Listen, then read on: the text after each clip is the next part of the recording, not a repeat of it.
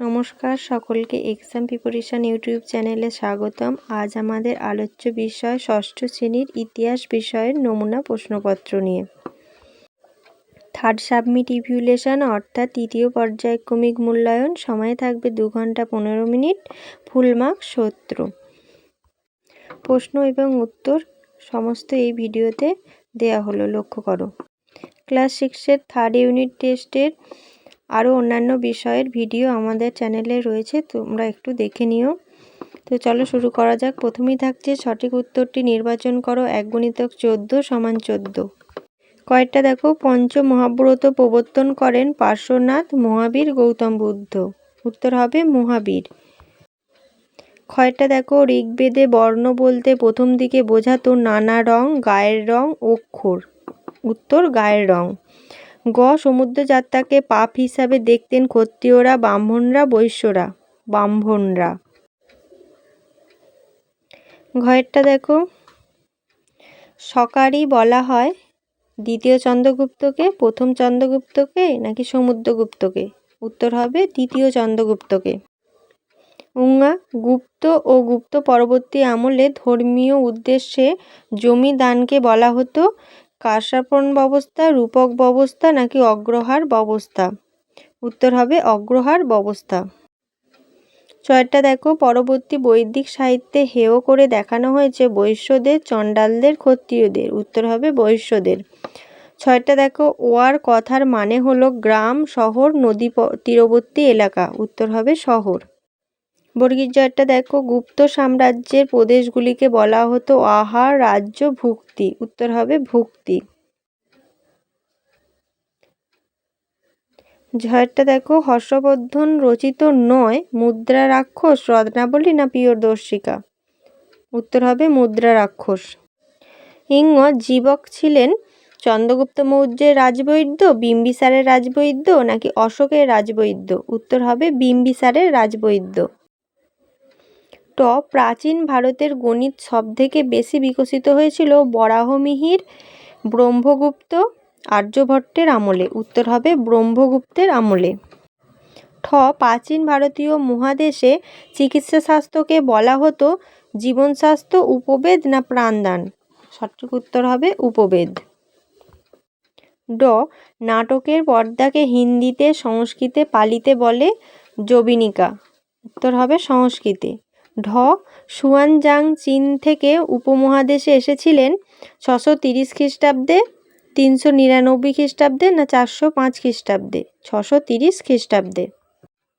এরপর 2-এর দাগের দেখো, নিচের প্রশ্নগুলি নির্দেশ মতো উত্তর দাও। 1×4 = 4। কয়েকটা দেখো, এক কথায় উত্তর দাও। 1 নম্বর, বৈদিক যুগে শিক্ষাচর্চা কিভাবে হতো? উত্তর বৈদিক যুগে শিক্ষাচর্চা হতো মৌখিকভাবে। 2 নম্বর, বৈশালীর আশেপাশে যেসব বজ্রী থাকতো তাদের কি বলা হতো? উত্তর বৈশালীর আশেপাশে যেসব বজ্রী থাকতো তাদের বলা হয় লিচ্ছবি। 3 নম্বর দেখো, তামিলনাড়ুর কোন বন্দরে নিয়মিত দূরপাল্লার বাণিজ্য হতো? উত্তর হবে তামিলনাড়ুর কাবেরীপট্টনম বন্দরে নিয়মিত দূরপাল্লার বাণিজ্য হতো। 4 নম্বর, মথুরা রীতির ভাস্কর্যে কোন চুনাপাথরের বেশি ব্যবহার হতো? উত্তর হবে মথুরা রীতির ভাস্কর্যে লাল চুনাপাথরের বেশি ব্যবহার হতো। দেখো, শূন্যস্থান পূরণ করো। 1×3 = 3। প্রথমেই থাকছে ড্যাশ বেদ আসলে যদুমন্ত্রের সংকলন, অথর্ব। 2 নম্বর, অরাজতান্ত্রিক রাজ্যগুলিকে ড্যাশ বলা হয়, গণরাজ্য। 3 নম্বর, গন্ডোফার্নেসের আমলে ড্যাশ খ্রিস্টধর্ম প্রচারের জন্য উপমহাদেশে এসেছিলেন, সেন্ট থমাস। গয়ের দাগের দেখো, সত্য মিথ্যা নির্ণয় করো। 1×3 = 3।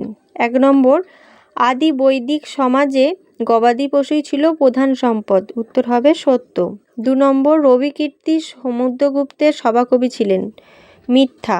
3 নম্বর, মেহরৌলি লৌহস্তম্ভে মরচে পড়েনি, এটা সত্য। ক স্তম্ভের সঙ্গে খ স্তম্ভ মিলিয়ে লেখো। 1×4 = 4। দেখো, ক স্তম্ভে কিছু শব্দ দেওয়া আছে, খ স্তম্ভে শব্দ দেওয়া আছে, তো যার সঙ্গে যেটা যাবে মিলিয়ে লিখতে হবে। 1 নম্বর, কার্ষাপর্ণ, এটা একটা মুদ্রার নাম, তাহলে মুদ্রা। 2 নম্বর, গ্রিক শাসন আলেকজান্ডার, পঞ্চম বেদ মহাভারত, আর সাতবাহন বংশ শিমুখ। তো এগুলো আমরা তীরচিহ্ন দিয়ে ভালোভাবে দেখিয়ে দেবো। আগে ফার্স্টে পড়ে নেবে, তারপরে তীরচিহ্ন দিয়ে দেখিয়ে দেবে। 3 দাগে নিচের প্রশ্নগুলির 2-3টি বাক্যে উত্তর দাও। 2 × 6 = 12। ক কৌটিল্য রচিত অর্থশাস্ত্র বইটিতে বিষয়বস্তু কী কী ছিল? কৌটিল্য রচিত অর্থশাস্ত্রের মতে রাষ্ট্রীয় শাসনকার্যে প্রধান হলেন রাজা। তাঁর কথাই শেষ কথা। রাজকার্যের সমস্ত বিষয়ে খুঁটিনাটি আলোচনা করা হয়েছে অর্থশাস্ত্রে। শাসকের কী কী করা উচিত তাও বলা হয়েছে এই বইটিতে। খ আর্য সত্য কী? বুদ্ধ নিজের শিষ্যদের কাছে ব্যাখ্যা করেছিলেন দুঃখের কারণ কী, কীভাবে সেই দুঃখ থেকে মুক্তি পাওয়া যায়। এই প্রশ্নগুলির ব্যাখ্যায় বুদ্ধ 4টি উপদেশ দেন। প্রতিটি উপদেশকে বলা হয় আর্য সত্য। গ ত্রিরত্ন কী? সৎ বিশ্বাস, সৎ জ্ঞান, সৎ আচরণের উপর জৈনরা জোর দিতেন। এই 3টি একসঙ্গে জৈন ধর্মে ত্রিরত্ন বলা হয়। বৌদ্ধ ধর্মে গৌতম বুদ্ধ হলেন প্রধান ব্যক্তি। তাঁর প্রচারিত ধর্মই বৌদ্ধ ধর্ম। বৌদ্ধ ধর্মে প্রচারের দায়িত্ব বৌদ্ধ সংঘের। এই 3 মিলে হয় বুদ্ধ ধর্ম সংঘ। এই 3টি হলো বৌদ্ধ ধর্মের ত্রিরত্ন। ঘ দিগম্বর কাকে বলে? চন্দ্রগুপ্ত মৌর্যের শাসনের শেষ দিকে এক ভয়াবহ দুর্ভিক্ষ হয়। সেই সময় অনেক জৈন সন্ন্যাসী উত্তর পূর্ব ভারত থেকে দাক্ষিণাত্যে চলে যান। দাক্ষিণাত্যে চলে যাওয়া এই জৈন সন্ন্যাসীদের নেতা ছিলেন ভদ্রবাহ। তিনি এবং তার অনুগামীরা মহাবীরের মতোই কোনো পোশাক পরতেন না। এদেরকে বলা হতো দিগম্বর। সংখ্যায়ন কী? পাটিগণিত, বীজগণিত এবং জ্যামিতি নিয়ে বৌদ্ধদের গণিত বিজ্ঞান তৈরি হয়েছিল। এই গণিত বিজ্ঞানকে জৈনরা সংখ্যায়ন বলতো। অগ্রহার ব্যবস্থা কী? খ্রিস্টীয় 4র্থ শতকের শুরু থেকে ব্রাহ্মণ এবং ধর্মস্থানের উদ্দেশ্যে ভূমিদান প্রথার প্রচলন ঘটে। ব্রাহ্মণ পুরোহিত এবং ধর্মস্থানের উদ্দেশ্যে করমুক্ত গ্রাম বা নির্দিষ্ট ভূখণ্ড দানের এই রীতি অগ্রহার নামে পরিচিত। 4 দাগের দেখো নিচের প্রশ্নগুলির 4-5টি বাক্যে উত্তর দাও। 3 × 5 = 15। ক টিকা লেখো। আর্যভট্ট অথবা জীবক? আর্যভট্ট। গুপ্ত যুগের একজন বিখ্যাত গণিতজ্ঞ ও জ্যোতির্বিজ্ঞানী ছিলেন আর্যভট্ট। 4টি খণ্ডে এবং 118টি স্তোত্রে বিভক্ত আর্যভট্টীয় নামক গ্রন্থে তিনি গণিত, সময় ও গ্রহ নক্ষত্র বিষয়ে আলোচনা করেছেন। তিনি প্রথম শূন্যের ব্যবহার করেন। আর্যভট্টের মতে পৃথিবীর আকৃতি গোল এবং নিজ অক্ষের উপর পৃথিবী অবিরাম ঘুরছে। খ টিকা লেখো। এলাহাবাদ প্রশস্তি অথবা অশোকের ধর্ম? এলাহাবাদ প্রশস্তি। এলাহাবাদ প্রশস্তি থেকে সমুদ্রগুপ্তের কথা জানা যায়। উত্তরপ্রদেশের এলাহাবাদ দুর্গের মধ্যে এই প্রশস্তিটি পাওয়া যায়। এই প্রশস্তি ব্রহ্মলিপিতে সংস্কৃত ভাষায় খোদাই করা হয়েছে। গুপ্ত সম্রাট সমুদ্রগুপ্তের সভাকবি হরিসেন এইটি রচনা করেছিলেন। এলাহাবাদ প্রশস্তিতে সমুদ্রগুপ্তের গুণগান করা হয়েছে। এলাহাবাদ প্রশস্তি থেকে সমুদ্রগুপ্তের আর্যাবত ও দাক্ষিণাত্য বিজয় এবং অন্য রাজ্যগুলির সঙ্গে সম্পর্ক এবং ব্যক্তিগত গুণাবলীর প্রভৃতি পরিচয় পাওয়া যায়।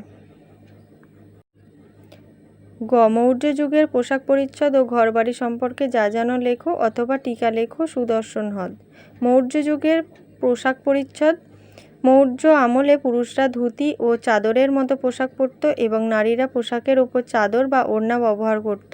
ধনী ও রাজপরিবারের নারী পুরুষরা দামি পোশাক পরত। সাধারণ মানুষ সুতির কাপড়ই বেশি পছন্দ করত। মৌর্য যুগের ঘরবাড়ি। মৌর্য যুগের ঘরবাড়িগুলি তৈরি হতো মাটি, পাথর, ইট এবং কাঠ দিয়ে। অনেকে ঘরের দেওয়ালে নানা রঙের ছবি আঁকত। প্রতিটি বাড়িতে আসবাবপত্র রূপে রাখা হতো চৌকি, খাট, তোশক, মাদুর, বালিশ, চাদর প্রভৃতি।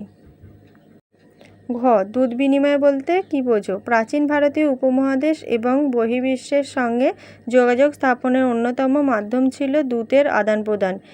এটি দূত বিনিময় নামে পরিচিত। দূত বিনিময় মূলত মৌর্য আমলেই শুরু হয়েছিল। এইসব দূতেরা অনেকেই নিজেদের অভিজ্ঞতা লিখে রেখেছিলেন। তক্ষশিলা মহাবিহার সম্পর্কে সংক্ষেপে লেখো। প্রাচীন ভারতে গান্ধার মহাজনপদের রাজধানী তক্ষশিলায় অবস্থিত ছিল তক্ষশিলা মহাবিহার। দেশের নানা জায়গা থেকে ছাত্ররা উপশিক্ষার জন্য তক্ষশিলায় আসতো। 16 থেকে 20 বছরের ছাত্ররা সেখানে ভর্তি হতে পারত। প্রায় 8 বছর ধরে লেখাপড়া চলত। তক্ষশিলা বিশ্ববিদ্যালয়ে পড়ানো হতো চতুর্বেদ, পুরাণ, ইতিহাস, চিকিৎসাবিদ্যা, দর্শন, হিসাবশাস্ত্র, যুদ্ধবিদ্যা প্রভৃতি। তক্ষশিলা মহাবিহারের কয়েকজন বিখ্যাত শিক্ষার্থী ছিলেন জীবক, পাণিনি, চাণক্য প্রমুখ। 5-এর দাগে দেখো, নিচের প্রশ্নগুলি 8-10টি বাক্যে উত্তর দাও। 5 × 3 = 15। ক, চন্দ্রগুপ্ত মৌর্য সম্পর্কে লেখো। চন্দ্রগুপ্ত মৌর্যের কথা। উপমহাদেশে আলেকজান্ডার অভিযানের সময় মগধের সিংহাসনে ছিলেন নন্দ রাজারা। এরা প্রজাদের প্রিয় ছিলেন না। চাণক্য নামের এক পণ্ডিত নন্দ রাজাদের রোষের মুখে পড়েন। চাণক্যের সাহায্যেই চন্দ্রগুপ্ত মৌর্য নন্দ রাজাদের বিরুদ্ধে যুদ্ধে নামেন। শেষ নন্দ রাজা ধননন্দ চন্দ্রগুপ্ত মৌর্যের কাছে হেরে যান। এভাবে মগধে মৌর্যদের শাসন শুরু হয়। ভারতীয় উপমহাদেশে মৌর্য সাম্রাজ্যই প্রথম সাম্রাজ্য। চন্দ্রগুপ্ত মৌর্য সেই সাম্রাজ্যের প্রথম সম্রাট। পাটলিপুত্র ছিল তাঁর রাজধানী। মৌর্য সাম্রাজ্য গড়ে তোলার প্রধান কৃতিত্ব চন্দ্রগুপ্ত মৌর্যেরই। খ, প্রাচীন ভারতের চিকিৎসাশাস্ত্র সম্পর্কে সংক্ষেপে লেখো। প্রাচীনকাল থেকে ভারতীয় উপমহাদেশে চিকিৎসাশাস্ত্র সম্পর্কিত বিভিন্ন গ্রন্থ রচিত হতে থাকে। ব্রাহ্মণ ও বৌদ্ধ ধর্মগুরুরা তাঁদের নানান লেখায় ওষুধ ও অস্ত্রোপচারের উল্লেখ করেছেন। চিকিৎসাশাস্ত্র বিষয়ক দুটি গুরুত্বপূর্ণ বই হল চরণ সংহিতা ও সুশ্রুত সংহিতা। চিকিৎসার গুরুত্বের কারণেই প্রাচীন ভারতে চিকিৎসাশাস্ত্রকে বলা হতো উপবেদ। গ, ফাসিয়ানের লেখায় ভারতীয় উপমহাদেশের সমাজ জীবনের যে চিত্র পাওয়া যায় তার বিবরণ দাও। আজকের আলোচনা পর্বটি এখানেই শেষ হলো। ক্লাস 6-এর আরও অন্যান্য বিষয়ের ভিডিও আমার চ্যানেলে আছে, একটু সার্চ করে দেখে নিও। যারা এখনও চ্যানেলটি সাবস্ক্রাইব করোনি, চ্যানেলটি সাবস্ক্রাইব করে পাশে থাকা বেল আইকনে অল প্রেস করে দিও।